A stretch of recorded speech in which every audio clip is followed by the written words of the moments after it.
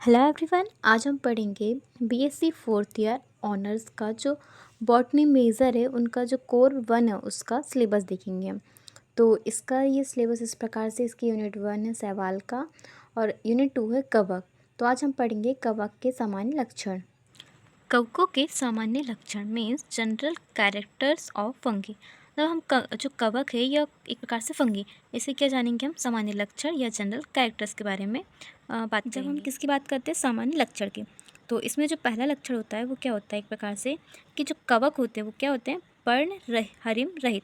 Means क्या होगा, पर्णहरिम का मतलब क्या होता है एक प्रकार से क्लोरोफिल रहित, मतलब कि क्लोरोफिल लेस, मतलब कि जो कवक होते हैं उनमें क्लोरोफिल क्या होता है नहीं पाया जाता।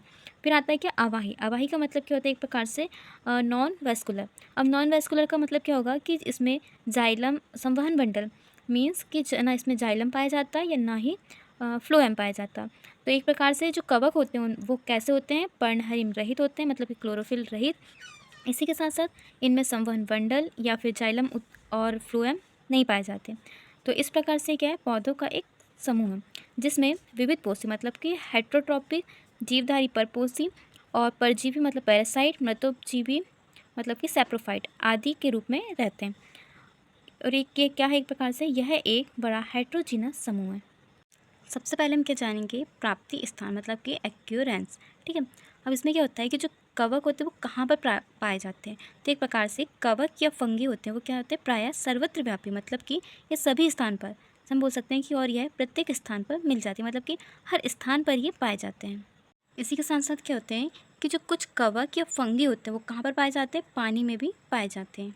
इसमें जो मेन इम्पॉर्टेंट जो कैरेक्टर होता है क्या होता है कि जैसे हमने पहले पढ़ा था कि इनमें पर्णहरिम नहीं होते, मतलब यहाँ पे क्या लिखा है कि इनमें पर्णहरिम ना होने के कारण क्या करते हैं ये अपना भोजन स्वयं नहीं बना पाते।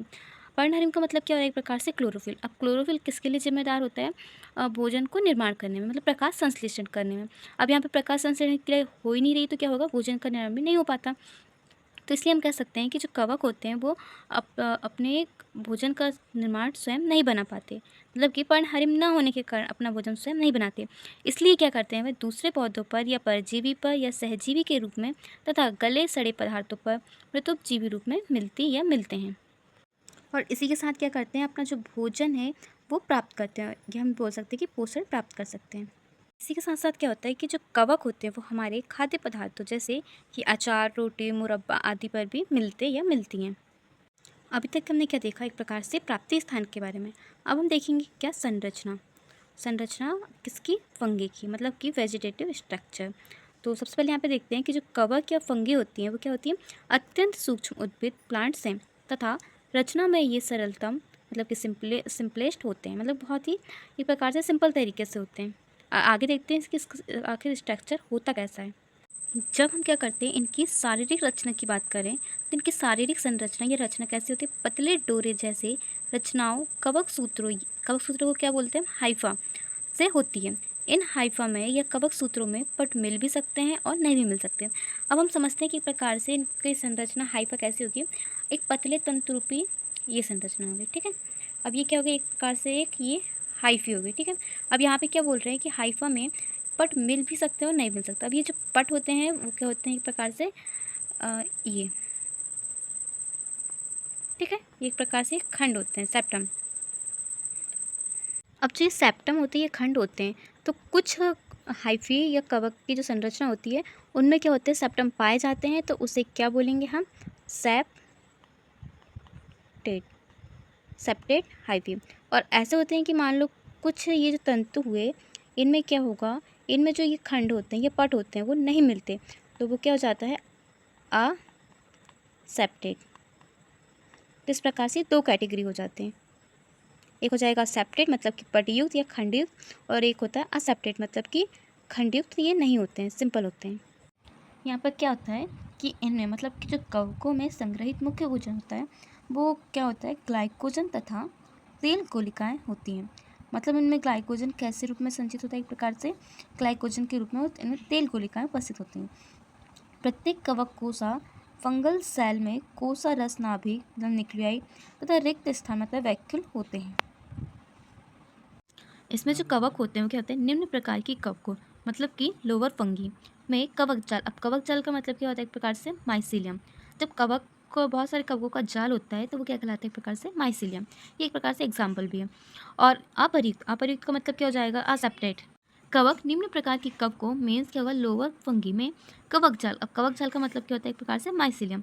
अपर्युक्त, अपर्युक्त मतलब कि एक प्रकार से असेप्टेड, मतलब कि इसमें सेप्टेड नहीं पाई जाती, ये खंडित नहीं होती।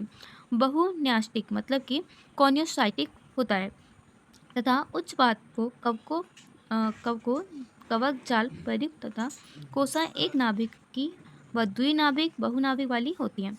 मतलब कि क्या कह सकते हैं हम कि जो ये होते हैं माइसीलियम, मान लो ये बहुत सारे ये हाइफी होते हैं और ये मिलके बने होते हैं, ठीक है। इसी प्रकार से ये होते हैं, ठीक है। अब जो क्वेश्चन हमें बोल रहे हैं कि कैसे अपर्युक्त होते हैं, अपर्युक्त का मतलब क्या हो जाएगा, एक प्रकार से ये इनमें ऐसे नाभिक पाए जाएंगे, ये मतलब कि ये असेप्टेड होते हैं, मतलब इनमें सेप्टा नहीं पाया जाता। जैसे कि सेप्टा कैसे, ऐसे ये जो पाया जाएगा ये क्या हो जाएगा, ये हो जाएंगे सेप्टेड।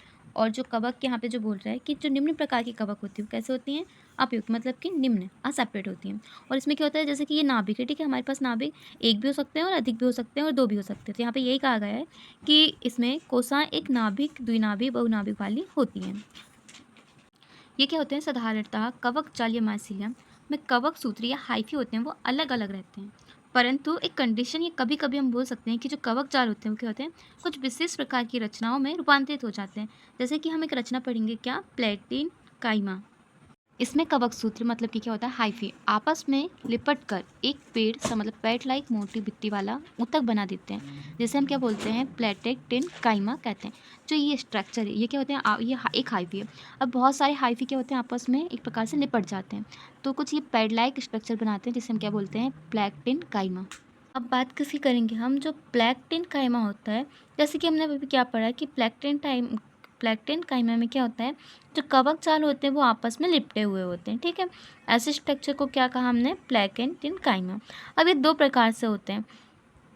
अब जो प्रोसेन काइमा होता है इसमें क्या होता है, जो कवक जाल होते हैं वो लिपटे तो होते हैं, लेकिन क्या होता है, पूरे तरीके से नहीं लिपटे होते, मतलब पूरी तरह से, मतलब सभी नहीं लिपटे होते हैं, कुछ भाग रह जाता है। और वहीं स्यूडोपेरेन काइमा में क्या होता है कि जो कवक जाल होते हैं वो पूरी तरह से लिपटे होते हैं, मतलब कुछ भी इसमें शेष भाग नहीं रहता है। तो इसमें क्या होता है कि पूरे भाग इसमें लिपटे नहीं होते, तो कुछ भाग जो रहता है उसका क्या होता है, विशेष महत्व होता है।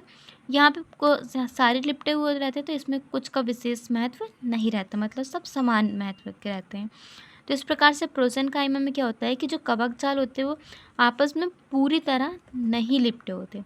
उसी की तुलना में स्यूडोपेरेन काइमा क्या होते हैं, इनमें कवक जाल आपस में पूरी तरह से लिपटे हुए होते हैं।